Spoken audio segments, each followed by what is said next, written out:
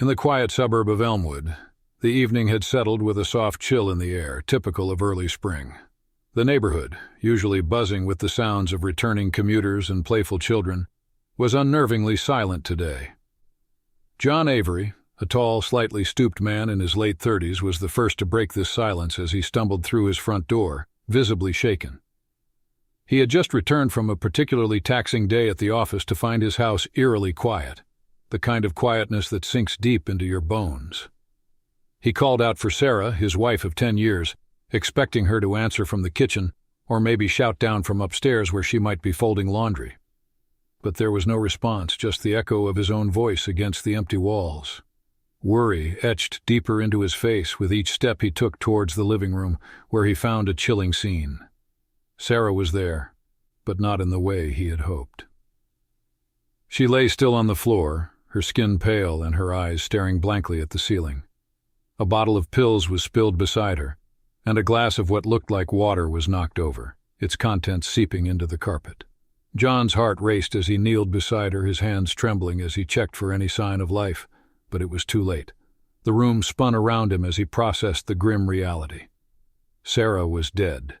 Panic surged through his veins, and he reached for his phone to call for help, his mind a whirlwind of fear and confusion. As he dialed, he couldn't help but feel a growing dread that this was no simple accident. The peaceful exterior of their life together had masked a turmoil that was now laid bare with Sarah's untimely departure. As the sirens grew closer, John braced himself for the onslaught of questions and the investigation that would follow. He knew that the police would look for signs of foul play, and as they would soon discover, not everything in their marriage was as perfect as it appeared. The arrival of the police broke the solemn silence that had enveloped John's home. Detective Laura Simmons, a seasoned officer with a keen eye for detail, took charge of the scene. She observed the layout of the living room, noting the spilled bottle and the glass on the carpet. Her gaze shifted between the lifeless form of Sarah and the distraught husband, who seemed to be struggling to piece together his emotions. As John gave his initial statement, Detective Simmons listened intently, jotting down notes. He explained how he found Sarah and his subsequent actions. His voice faltered as he recounted the discovery, his words soaked in a mix of shock and disbelief. Detective Simmons, maintaining her professional composure, gently prodded for more information about their day-to-day life and their relationship. After taking John's statement, the detective stepped aside to confer with her team. They canvassed the house, collecting any potential evidence that could shed light on the circumstances surrounding Sarah's death. Photos were taken, and the bottle of pills was bagged for analysis. The contents of the glass were also sampled, suspecting that it might hold more than just water. Meanwhile, John was left sitting on the front porch, his mind racing. The neighborhood was quiet again, but for him, the silence was now a reminder of his isolation. Detective Simmons returned to him after a thorough inspection of the scene. She informed him that an autopsy would be necessary to determine the exact cause of death, and gently suggested that he find somewhere else to stay for the night. As John arranged to stay with a nearby relative, the police continued their work. They began to interview neighbors, asking if they had noticed any unusual activity or disturbances around the Avery household in recent days. No one had much to say. It seemed John and Sarah had kept to themselves, their interactions with neighbors friendly but superficial. The initial examination of the scene provided no clear indicators of forced entry or struggle, adding complexity to the detective's task. Was it an accidental overdose? Suicide? Or something more sinister? These questions loomed large as the police wrapped up their on-site investigation, leaving behind a house taped off with yellow crime scene tape, a stark marker of the tragedy that had occurred. As the investigation delved deeper into Sarah and John's life together, Detective Simmons began to uncover layers of their relationship that were not visible to the casual observer. Financial records indicated recent strains. There were large withdrawals from their joint account, and Sarah had maxed out several credit cards. The motive for financial gain or loss began to weave its way into the narrative. Interviews with Sarah's close friends and family painted a picture of a woman who, despite her outward cheerfulness, confided her growing fears and dissatisfaction in her marriage. She mentioned arguments that flared up over financial issues and John's unexplained absences late at night. Each piece of information added depth to the detective's understanding of the marital discord, suggesting that the facade of a happy marriage was just that, a facade. Detective Simmons also learned about a life insurance policy taken out in Sarah's name just months before her death, with John as the sole beneficiary. This new information cast a darker shadow over John's potential motives. While circumstantial, it was a lead that couldn't be ignored. The detective arranged for a follow-up interview with John, aiming to confront him with these findings and observe his reactions. Meanwhile, the results from the autopsy came back. The medical examiner confirmed that Sarah died from a lethal combination of prescription medications and alcohol. The type of medication found in her system was prescribed for anxiety, something her medical records showed she had been battling for months. This revelation brought a new angle to the case. Was it suicide, or had the drugs been administered with the intent to harm? As Detective Simmons prepared for the difficult conversation with John, she reviewed the evidence meticulously. The financial troubles, the life insurance policy, and now the autopsy results painted a complex picture of a troubled life behind closed doors. The upcoming interview would be crucial in determining John's involvement in his wife's death, whether direct or indirect. John, on the other hand, felt the walls closing in. He knew his actions and past decisions would come under scrutiny, and the weight of suspicion was almost too much to bear. He dreaded the thought of being blamed for Sarah's death, but the tangled web of their shared secrets made it hard to see a way out that didn't implicate him in some way. John sat across from Detective Simmons in a small, stark interview room at the police station, the overhead light casting sharp shadows on his weary face. His eyes, red-rimmed and anxious, flickered towards the door occasionally, as if hoping for an escape. Detective Simmons, aware of the tension, opened the conversation with a soft but firm tone, aiming to ease into the harder questions that lay ahead. She began by recounting the details John had provided about the day of Sarah's death, cross-checking his story with new evidence gathered from friends and financial records. Each piece was laid out before John like a puzzle, one that depicted a marriage crumbling under financial pressure and emotional disconnect. Detective Simmons then shifted the conversation towards the life insurance policy, watching John's reaction closely. His discomfort was palpable. He shifted in his seat, his hands fidgeted on the table, and his voice cracked as he tried to explain. It was just a precaution for the future. I never wanted, he stammered, unable to complete his sentence. Sensing his vulnerability, Detective Simmons pressed further, delving into the specifics of the medication found in Sarah's system, and the likelihood that she could have taken such a lethal dose on her own. It was here that John's facade began to crack. Overwhelmed by the evidence laid out before him and the realization of his rapidly narrowing options, he broke down. Through tears, John confessed to a scenario far grimmer than what anyone had initially suspected. He admitted to an argument that night, one that had escalated beyond any of their previous fights. In a moment of absolute despair and irrational anger, he had mixed the medication into Sarah's evening drink, a desperate attempt to calm her down, as he put it, which tragically went too far. Detective Simmons listened intently, her expression unreadable, as John recounted the details. He described how panic had set in once he realized the irreversible consequences of his actions. Fear of losing everything pushed him to stage the scene as an accidental overdose or potential suicide. As John's confession unfolded, Detective Simmons knew this was a turning point in the investigation.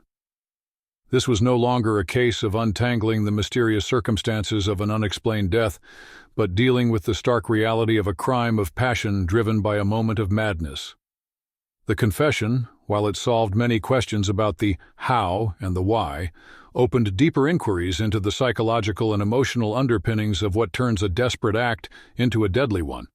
With John's admission, the legal proceedings would begin to take shape, focusing not only on the act itself, but also on the intention and the turmoil that led to such a tragic outcome. After John's confession, the gears of the legal system began to turn swiftly. He was formally charged, and preparations for a trial were underway. The news of his confession and the circumstances surrounding Sarah's death rippled through their community and the media. The story of a husband driven to the brink, leading to a fatal decision, captured the public's attention, stirring a mix of sympathy, outrage, and deep contemplation about the pressures of modern life on personal relationships. In the weeks leading up to the trial, public opinion was split. Some viewed John with pity, seeing him as a man overwhelmed by circumstances who made a tragic error. Others saw him as a manipulator who took an irreversible step to escape a failing marriage. This division played out in social media, in coffee shops, and between the neighbors who thought they knew the couple well. Detective Simmons, meanwhile, prepared her case meticulously with the prosecution. The evidence was overwhelming, but the motive and psychological state of John at the time of the crime would be crucial to determining the severity of his punishment. They delved into John's past, looking for patterns or any previous indications of violent behavior, but found none. This was a man who had snapped under pressure, his actions more a crescendo of cumulative despair than premeditated malice. The trial itself was a somber affair. John, now a shadow of the man he once was, appeared gaunt and detached as he sat in the courtroom. The prosecution presented a narrative of a man who chose a permanent solution to a temporary problem, highlighting his actions as deliberate and calculated. The defense, on the other hand, painted John as a victim of his own mental health struggles, pushed beyond his limits by financial woes and marital discord, suggesting that what happened was a result of negligence rather than intent.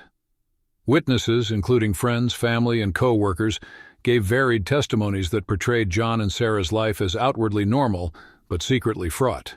Detective Simmons took the stand, recounting the investigation's findings and John's confession, her testimony critical to the case. As the trial progressed, the community's interest only deepened, with local news outlets providing daily updates and legal analysts debating the potential outcomes. The court had to decide not only on the guilt of John Avery, but also on the larger implications of accountability and mental health in such extreme situations. The courtroom was heavy with anticipation as the jury returned with their verdict after hours of deliberation. The silence was palpable, broken only by the judge's grave voice as he asked the foreman to reveal their decision. John Avery was found guilty of manslaughter, not premeditated murder. The distinction was crucial. It acknowledged the lack of premeditation in John's actions, attributing them instead to a severe lapse in judgment under extreme emotional distress. The verdict was met with mixed reactions. Some in the community felt justice had been served, seeing the sentence as fitting the crime, a tragic act committed without forethought but with fatal consequences. Others argued it was too lenient, concerned that it might set a troubling precedent for similar cases, where emotional distress could be used too readily as a defense for violent actions. The sentencing phase was equally contentious. The judge, considering John's previous clean record and the extraordinary circumstances leading to the crime, sentenced him to several years in prison, followed by mandatory psychological counseling and community service. This decision aimed not only to punish but also to rehabilitate, reflecting a nuanced approach to a case that had captured the community's conscience. In the months following the trial, life in Elmwood slowly returned to its usual pace, but the ripple effects of the case lingered. Local community groups organized forums and workshops focusing on domestic violence and mental health, sparked by the broader discussions the trial had ignited. John's case had opened up crucial conversations about the pressures facing modern families and the resources available for those silently struggling. For Detective Simmons, the case was a reminder of the complex human stories behind each investigation. It had challenged her professionally and personally, pushing her to consider the broader implications of her work on the community. Her interactions with John, fraught with the gravity of the situation, had left a lasting impression, reinforcing her commitment to thorough, compassionate policing. Meanwhile, John served his time in a state of reflection and remorse.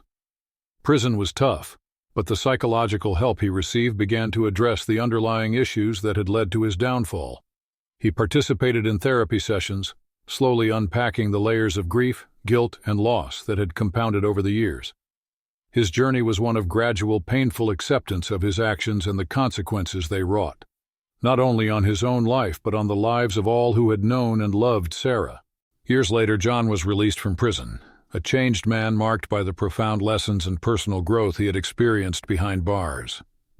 The world outside had moved on, but for John, every step in his old neighborhood was a reminder of his past.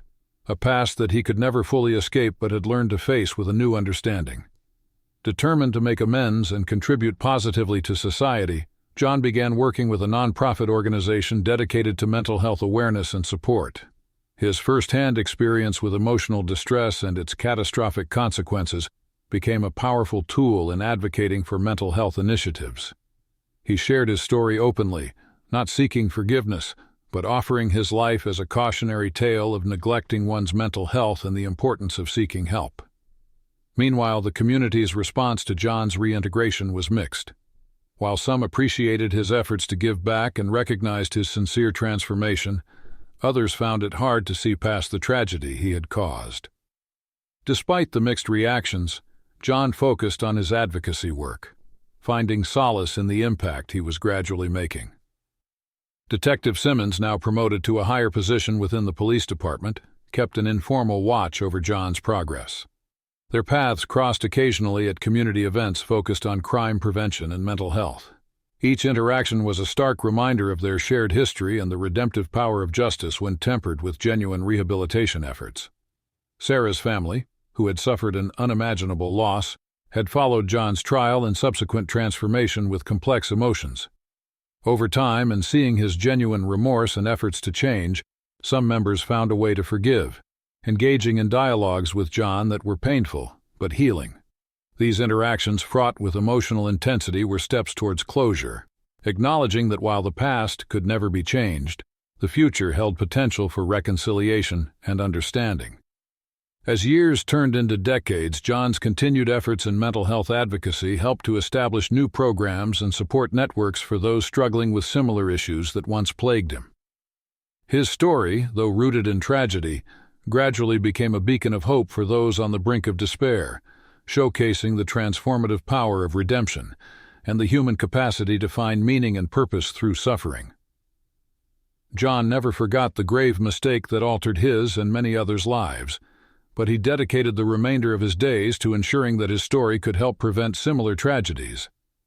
In this way, he hoped to honor Sarah's memory, not through words, but through actions that spoke of his deep regret and his commitment to change. Subscribe and press the bell icon so that you never miss the amazing video.